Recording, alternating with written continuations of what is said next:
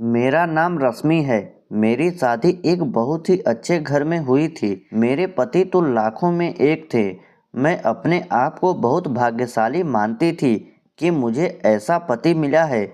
मुझे बहुत प्यार करते थे। हमारे एक लड़का और लड़की है। हमारी शादी को करीब 16 साल हो गए थे।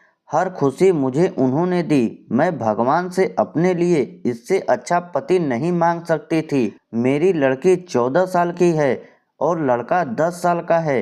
पति का कारोबार भी बहुत अच्छा चल रहा है। हमारी कपड़ों की दुकान है जिससे अच्छी खासी कमाई हो जाती है। मुझे जीवन से कोई शिकायत नहीं थी। लेकिन फिर वो हुआ जो मैंने सपने में भी नहीं सोचा था। मेरे पति एक दिन मुझसे कहते हैं कि उन्हें किसी से प्यार है और वो उससे शादी करना चाहते हैं। एक दिन अचानक ही यह बात उन्होंने मुझे बताई। शुरुआत में मुझे लगा कि वो मजाक कर रहे हैं, लेकिन फिर थोड़ी ही देर बाद मैं समझ गई थी कि वो सच बोल रहे हैं। वो मेरे पति हैं। कब सच बोल रहे हैं कब झूठ, इस बात का मुझे अच्छे से पता चल जाता है। लेकिन इतने दिनों तक मैं कैसे धोखा खा रही थी। उनका शादी के बाद अफेयर चलता रहा और मुझे पता भी नहीं चला। या तो वो झूठ बोल रहे थे या बहुत चालाक थे जो इतने दिनों तक मुझसे छिपा सके। मेरे मन में यही सब चल ही रहा था कि वो बोले कि उन्हें तलाक चाहिए। शादी के 16 साल बाद उन्हें तलाक चाहिए। मैंने कहा कि आप पागल हो गए, क्या बोल रहे हैं, कैसा अफेयर, आप झूठ बोल रहे हैं। वो बोले कि नहीं, मैंने कल उसे बुलाया है, तुम खुद मिल लेना। मैं चाहता हूँ कि हम जिस तरह से रह रहे हैं उस तरह से अलग भी हो जाएं। मुझे कोई तमाशा नहीं चाहिए। तुम्हारी और बच्चों की भी जिम्मेदारी मैं लूंगा। तुम उसकी चिंता मत करो। अब मेरा दिल बेचैन होने लगा था। मैं सोच रही थी कि यह सब जो यह बोल रहे हैं झूठ हो, लेकिन मन में शंका और डर आ गया था कि कहीं यह सब सच ना हो। उस रात मुझे अच्छे से नींद नहीं आई। सुबह होते ही मेरी नज़र उन पर थी। फोन पर बात कर रहे थे, पूछ रहे थे कि कब आओगी। मैं तब भी सोच रही थी कि यह सब मजाक हो। कुछ देर बाद दरवाजे पर बेल बजी। वो दौड़कर दरवाजे पर गए और सच में एक लड़की दरवाजे पर खड़ी थी। वो अंदर आई। उस लड़की को मैंने पहले नहीं देखा था, लेकिन वो सुंदर थी। उसकी उम्र 26 साल की थी। मुझे इस बात का यकीन नहीं हुआ था। मेरे पति ने उसे मुझसे मिलाया, कहा कि यह दिव्या है। मैं अपने काम के सिलसिले में जब बाहर गया था तब मेरी मुलाकात इससे हुई और फिर हमें पता ही नहीं चला कि हम कब एक दूसरे से प्यार करने लगे। उसे देखकर मैं अपने कमरे में चली गई। 16 साल का विश्वास और प्यार इस तरह से टूटेगा मुझे पता नहीं था। मैं शायद उम्र के साथ उनका मेरे प्रति आकर्षण कम हो गया था। वो कुछ घंटों के बाद कमरे में आए, बोले कि मैं फिर से दोहरा देता हूँ कि हम अच्छी तरह से अलग होते हैं। किसी तरह का नाटक मैं नहीं चाहता। उनके ऐसा कहने पर मैंने कहा कि यह सब आपको नाटक लग रहा है। क्या हो गया है आपको? आप तो ऐसे नहीं थे। यह कौन सा रूप आपने मुझे दिखाया है? वो बोले कि मैं तलाक के पेपर रेडी करवाता हूँ। दिव्या चाहती है कि हम जल्दी से शादी कर लें। मैंने भी उन्हें कहा कि आपको जो करना है करें। मैं तो आपको तलाक नहीं देने वाली। मैं इसी घर में रहूंगी। मैंने उन्हें अपना फैसला सुना दिया था, पर मुझे पता नहीं था कि वो कुछ इस तरह का करने वाले हैं। अगले दिन से वो रोज दिव्या को घर बुलाने लगे। मेरे बच्चे बड़े थे, अब सारी बातें समझने लगे थे। मुझसे तलाक के लिए वो इस हद तक जा सकते हैं, इसका मुझे पता नहीं था। घर में एक 14 साल की लड़की है। उन्हें बिल्कुल भी शर्म नहीं आ रही थी। बच्चों से बात करना भी उन्होंने बंद कर दिया था। बच्चे भी अपने पापा का यह रूप देखकर दुखी थे। एक दिन वो दिव्या के साथ हॉल में बैठे थे। हमारी लड़की से उन्होंने पानी मंगवाया। पानी लेकर वो गई और गलती से पानी दिव्या के ऊपर गिर गया। मेरे पति ने उस दिन हद कर दी।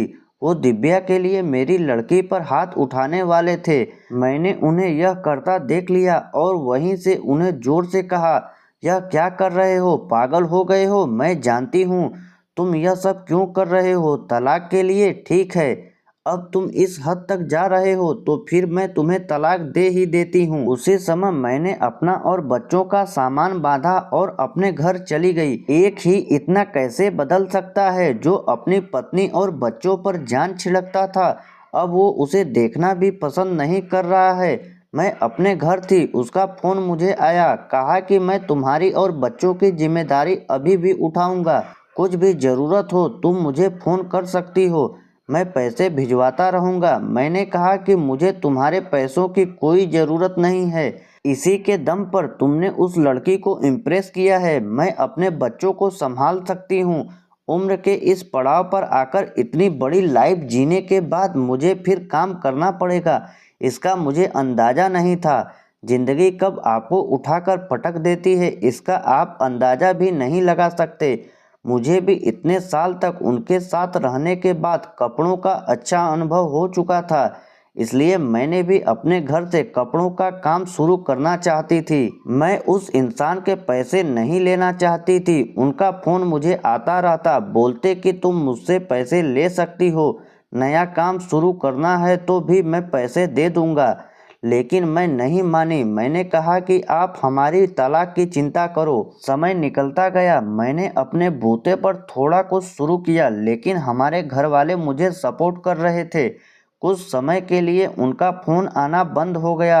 मैंने इस बात पर ध्यान भी नहीं दिया। मैं अब उनसे बात भी नहीं करना चाहती थी। तलाक में अब कुछ समय था। मैंने उन्हें कहा था कि जब भी आप बोलोगे मैं आ जाऊंगी, जहां साइन करना है कर दूंगी। मैंने अपने काम पर ध्यान देना शुरू कर दिया। मुझे कुछ माल खरीदने के लिए बाहर जाना था। इतने दिन उनके साथ रहने पर मुझे यह पता था कि क्या खरीदना और कहां से खरीदना है।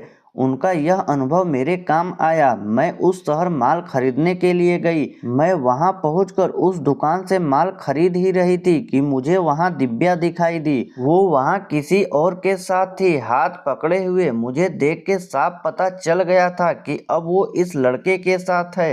मन ही मन मुझे खुशी हुई कि आखिर मेरे पति ने धोखा खाया। उन्होंने इस लड़की के लिए हमें छोड़ा था, जो कि अब किसी और के साथ है। फिर मैंने मन में सोचा कि अब किसी और को धोखा नहीं खाने दूंगी, इसलिए मैंने उसका पीछा किया। वो एक ओपन रेस्टोरेंट में गए। मैं जाकर उन दोनों के सामने बैठ गई। मुझे देखकर उसके होश उड़ गए। वो उठकर जाना चाहती थी, लेकिन मैंने उसका हाथ पकड़ा। मैंने उस लड़की का सच लड़के को बताना शुरू किया। मैंने सोचा था कि मैं उसे सच बताकर उसकी आंखें खोल दूंगी, लेकिन कुछ और ही हुआ। उसने जो मुझे बताया उससे मेरे पैरों तले जमीन ही निकल गई। मैं वहां से भागते हुए कैसे भी अपने पति के पास जाना चाहती थी। मैं उनके घर गई। वहां नौकर ने मुझे बताया कि वो अभी एक अस्पताल में हैं। अस्पताल उनके घर से ज्यादा दूर नहीं था, बड़ा अस्पताल था। मैं वहां गई। रिसेप्शन पर उनका नाम बताकर मुझे उनके कमरे का नंबर पता चला। मैं कमरे में गई। वहां उनका दोस्त था। उन्होंने आंखें बंद कर रखी। मैंने उनके हाथ पर हाथ रखा तो उन्होंने आंखें खोली। मेरी आंखों से आंसू रुक नहीं रहे थे। मैंने कहा कि क्या जरूरत थी यह सब नाटक करने की। मुझे पहले क्यों नहीं साफ साफ बताया। मेरे पति एक गंभीर बीमारी से जूझ रहे थे। वो हमारी जिंदगी से दूर जाना चाहते थे, ताकि उन्हें कुछ हो जाए तो हम ज्यादा दुखी ना हों। उनके इसी दोस्त ने उनके कहने पर उस लड़की के साथ मिलकर यह नाटक करवाया था। मैं अब उनके सामने बैठकर घंटों रोती रही। बच्चों को भी मैंने बुला लिया। अब हम उनके साथ ही रहेंगे। अभी उन्हें हमारी और हमारे प्यार को सबसे ज्यादा जरूरत है।